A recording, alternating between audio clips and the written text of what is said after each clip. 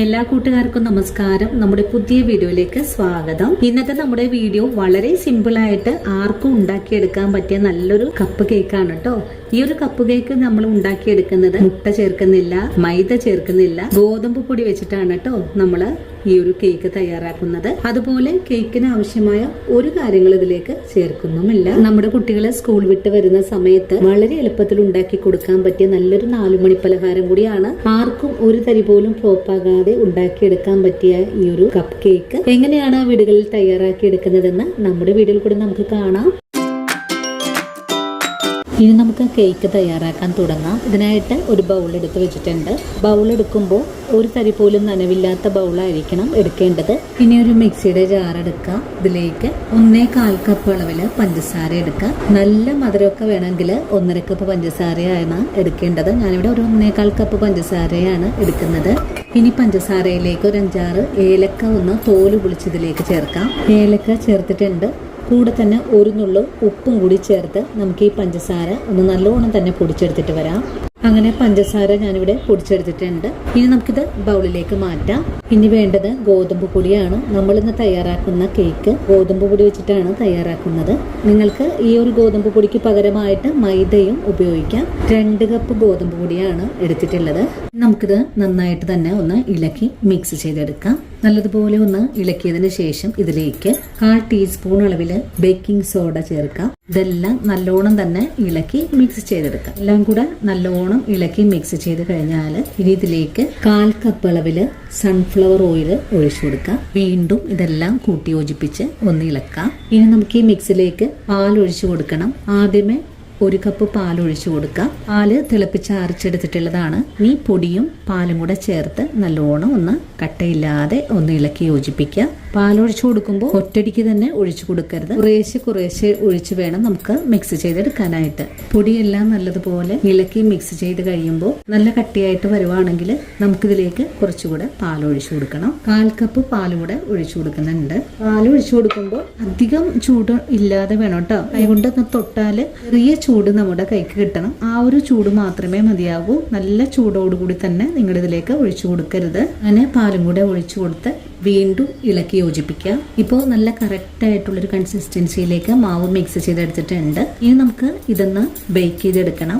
നമ്മളിന്ന് ഓവനിൽ വെച്ചിട്ടല്ല ചെയ്തെടുക്കുന്നത്. സാധാരണ നമുക്ക് എല്ലാവർക്കും ഒരുപോലെ ചെയ്യാൻ പറ്റുന്ന രീതിയിലേക്കാണ് ചെയ്തെടുക്കുന്നത്. ഈ ഒരു പരുവത്തിലാണ് നമുക്ക് ആയി കിട്ടേണ്ടതും. കണ്ടോ, ഇങ്ങനെ പൊക്കി നോക്കുമ്പോൾ റിബൺ പോലെ മുറിഞ്ഞു വീഴണം. ഇനി നമുക്കിതൊന്ന് മാറ്റി വെക്കാം. ഒരു സ്റ്റീൽ ചട്ടി അടുപ്പിലേക്ക് വെച്ചിട്ടുണ്ട്. അതിന്റെ മേലെയായിട്ടൊരു തട്ടം വെച്ച് കൊടുത്തിട്ടുണ്ട്. ഇനി നമുക്ക് ഈ തട്ടത്തിന്റെ മേലെയായിട്ട് ഒരു സ്റ്റീൽ പ്ലേറ്റ് ആണ് വെച്ച് കൊടുക്കേണ്ടത്. സ്റ്റീൽ പ്ലേറ്റ് വെച്ച് കഴിഞ്ഞാൽ പിന്നെ നമുക്കിതൊന്ന് മൂടി വെച്ച് കൊടുക്കാം. ഒരു 2-3 മിനിറ്റ് നേരം നല്ലപോലെ ഒന്ന് ചൂടായി വരട്ടെ. ഇനി നമുക്ക് ഈ പാത്രം ഒന്ന് നന്നായിട്ട് ചൂടായി വരട്ടെ. ആ ഒരു സമയം കൊണ്ട് ഞാൻ ഇതുപോലെ ചെറിയ സ്റ്റീൽ ഗ്ലാസ്സിൽ വെച്ചിട്ടാണ് ഈ ഒരു കേക്ക് ഒന്ന് തയ്യാറാക്കാൻ പോകുന്നത്.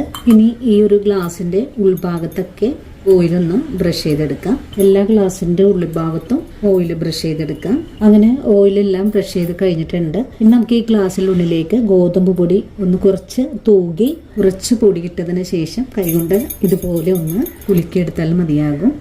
എല്ലാ ഭാഗത്തേക്കും പൊടി ഒന്ന് തട്ടിക്കൊടുക്കണം. അങ്ങനെ ഒരു 5 ഗ്ലാസ്സിൽ ഞാൻ ഇതുപോലെ പൊടി തട്ടി എടുത്തിട്ടുണ്ട്. ഇനി നമുക്ക് ഈ ഗ്ലാസ്സിലേക്കാണ് നമ്മൾ തയ്യാറാക്കിയിരിക്കുന്ന കേക്ക് ബാറ്റർ ഒഴിച്ചു കൊടുക്കേണ്ടത്. കേക്ക് ബാറ്റർ ഒഴിച്ചു കൊടുക്കുമ്പോൾ നിറച്ച് ഒഴിച്ചു കൊടുക്കരുത്. ഒരു 1/4 ഭാഗം മാത്രം ഒഴിച്ചു കൊടുക്കാം. ഇനി നമുക്കിതൊന്ന് മാറ്റി വെക്കാം. അടുത്തത് നമുക്കിതുപോലെ തന്നെ ഒഴിച്ചെടുക്കാം. അങ്ങനെ 5 ഗ്ലാസ് ഒഴിച്ചപ്പോഴേക്കും ഇത്രയും ബാക്കിയുണ്ട്. ബാക്കിയുള്ളത് നമുക്കിത് ഇതുപോലൊരു ബൗളിലേക്ക് കൂടെ ഒഴിച്ചു കൊടുക്കാം. കേക്ക് ബാറ്റർ നമ്മൾ ഗ്ലാസ്സിലേക്കും പാത്രത്തിലേക്കും ഒഴിച്ചു കൊടുത്തിട്ടുണ്ട്. ഇനി നമുക്കിത് നല്ലതുപോലെ ഒന്ന് ടാപ്പ് ചെയ്ത് കൊടുക്കാം. എയർ ബബിൾസ് ഒക്കെ ഒന്ന് പോയി കിട്ടുന്നതിന് വേണ്ടിയിട്ടാണ്. അങ്ങനെ എല്ലാം നല്ലതുപോലെ ടാപ്പ് ചെയ്ത് എടുത്തിട്ടുണ്ട്. നമുക്കിത് ഇതുപോലെ ഒന്ന് ഇളക്കിയും കൂടെ മിക്സ് ചെയ്തെടുക്കാം. ഇനി നമ്മുടെ പാത്രം ഇവിടെ ചൂടായി കിടക്കുന്നുണ്ട്. നമുക്ക് പാത്രം തുറക്കാം. ഇനി ഓരോന്നും നമുക്ക് പാത്രത്തിലേക്ക് ഇറക്കി വെച്ച് കൊടുക്കാം. അങ്ങനെ എല്ലാ പാത്രവും നിരത്തിയിട്ടുണ്ട്. നമുക്കിതൊന്ന് മൂടി വെച്ച് കൊടുക്കാം. ഒരു 15-20 മിനിറ്റ് വരെയാണ് നമുക്ക് ഇത് വേവിക്കാൻ എടുക്കുന്ന സമയം. ഫ്ലെയിം കുറച്ച് വെച്ചിട്ടാണ് ബേക്ക് ചെയ്തെടുക്കേണ്ടത്. ഇത് ഒന്ന് വെന്ത് വരുന്നത് വരെ നമുക്കൊന്ന് വെയിറ്റ് ചെയ്യാം. നമുക്ക് ഈ കേക്ക് വേവിച്ചെടുക്കാനായിട്ട് ഒരു 30 മിനിറ്റ് സമയം ആവശ്യമായിട്ട് വന്നിട്ടുണ്ട്.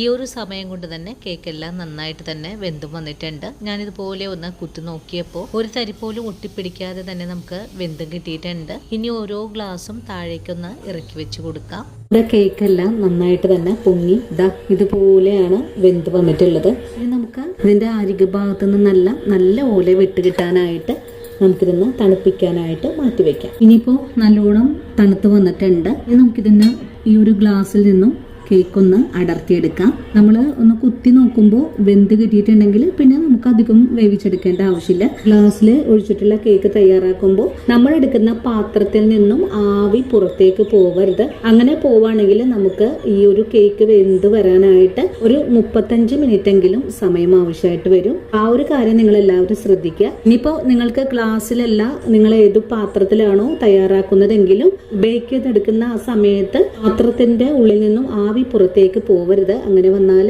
ബേക്കിംഗ് ടൈം കൂടുതലായിട്ട് എടുക്കും. ഇനി നമുക്ക് ഇതുപോലെ ഒന്ന് അടർത്തിയെടുക്കാം. അടർത്തിയതിന് ശേഷം ഇതുപോലെ വിട്ട് വന്നിട്ടുണ്ട്. നമ്മുടെ കപ്പ് കേക്ക് ഇതുപോലെയാണ് ആയി കിട്ടിയിട്ടുള്ളത്. നമുക്കിതൊരു പാത്രത്തിലേക്ക് തന്നെ മാറ്റാം. ഇതുപോലെ തന്നെ നമുക്ക് എല്ലാം ഒന്ന് അടർത്തിയെടുക്കാം. അങ്ങനെ എല്ലാ കേക്കും നമ്മളിവിടെ റെഡിയാക്കി എടുത്തിട്ടുണ്ട്.